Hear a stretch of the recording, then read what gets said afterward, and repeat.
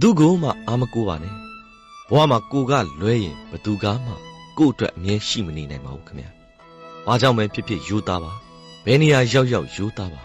ဘာအလုပ်ပဲလုပ်လို့ယူသားပါဘာပြောပြောယူသားပါခင်ဗျာဘယ်အချိန်ဒီမှာပဲဖြစ်ဖြစ်ယူသားပါ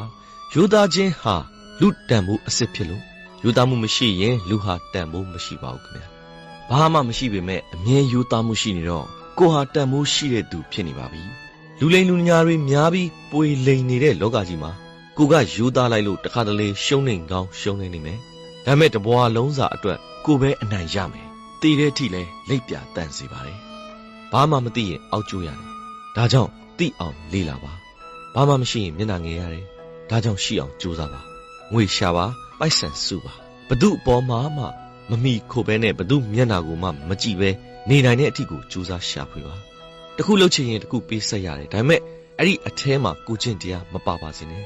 ကိုတန်ရာကိုလူတိုင်းကိုချမပြပါနဲ့ကိုချင်းစာပေးမဲ့သူထက်ကြိတ်ပြီးပျော်နေမဲ့သူတွေရှိတတ်ပါတယ်ကိုဘက်ကအရန်လိုအပ်နေမှန်းသိရင်တချို့ကထွက်သွားခြင်းတယ်လွယ်လွယ်နဲ့ရရင်တန်မိုးမထားကြတော့ဘူးဒါကြောင့်တစုံတယောက်ကိုအရန်ကြီးဖတ်တွယ်မနေပါနဲ့ခင်ဗျာခါတလီမှာအေးအေးဆေးဆေးလေးနားယူပြီးတယောက်တည်းနေတတ်အောင်နေကြည့်ပါ